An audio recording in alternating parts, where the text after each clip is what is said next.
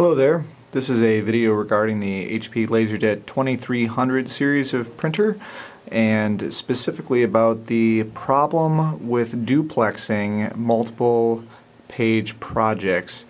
Specifically, this is a rather interesting issue because it involves the magnetic solenoids that are inside the printer and a issue with the adhesive that holds the noise-reducing bumpers in place here.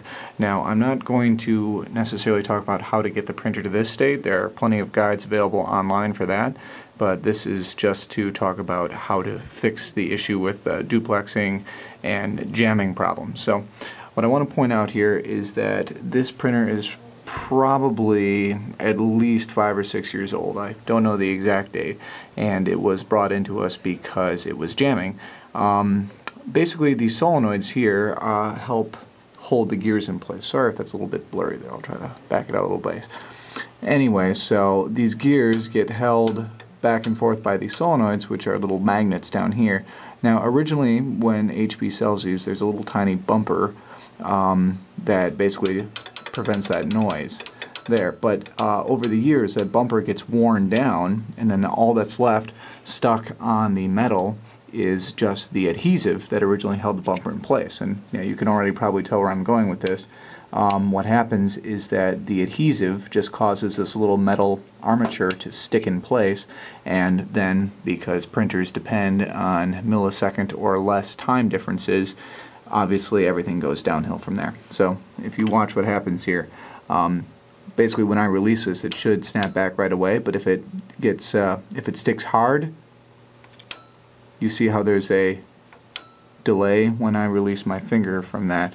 That's what's causing the printer to jam.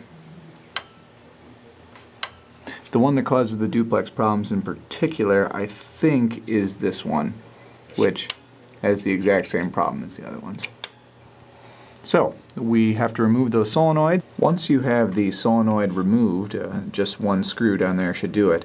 What you can do is remove the spring from the solenoid that holds the armature in place. And yeah, just to try to turn this into the light here, you can already see that there's all kinds of black gunk caked on the top and bottom there. That's the remainder of the bumper. So here's a bumper right there. And there might have been a little bit of one up there at the top as well. So here and here, we need to just get all of that stuff just rubbed completely off.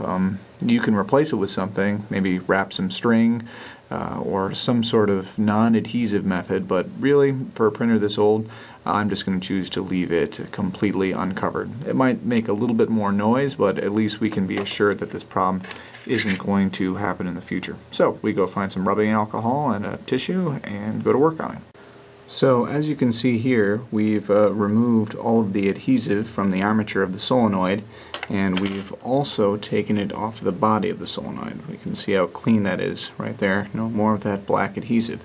Now, while I was doing this, I looked online, and it seems that, contrary to what I said previously, what we do want to do is actually take some kind of piece of plastic or some sort of magnetic resisting stuff and just stick it back on the place where the adhesive used to be.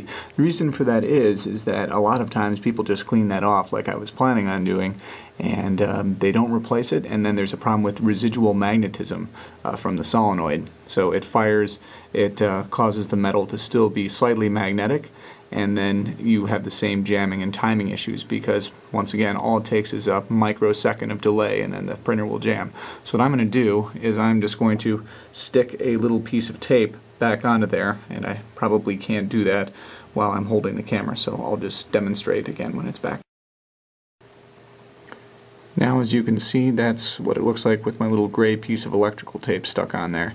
Now you can go ahead and put the spring and the screw back into the solenoid and hook it back in. Just be very careful when putting the spring back on there, because I would suggest doing it from this angle here, otherwise that spring is going to try to act like a rubber band and shoot off into far corners of your office, which has already happened to me twice now, so just be careful when hooking that back on. Now, even though it doesn't have to be done, I've also removed the tray 1 and tray 2 solenoids as well to prepare to clean them. Yeah, you can see how much crud is on there. Try to zoom in a little bit. Yeah, that brown patch there, that's what is on all the solenoids, and that's what you need to remove because it gets really sticky with use. It doesn't feel as bad as the duplexer one was. But yep, that is the main cause of the sticking issue. So we'll get those cleaned off and hopefully things will work. Once you've taken care of the other two solenoids for tray 1 and tray 2, right before you put it back on, go on and give it a try. You should be able to press on the armature really hard and still not have it stick at all.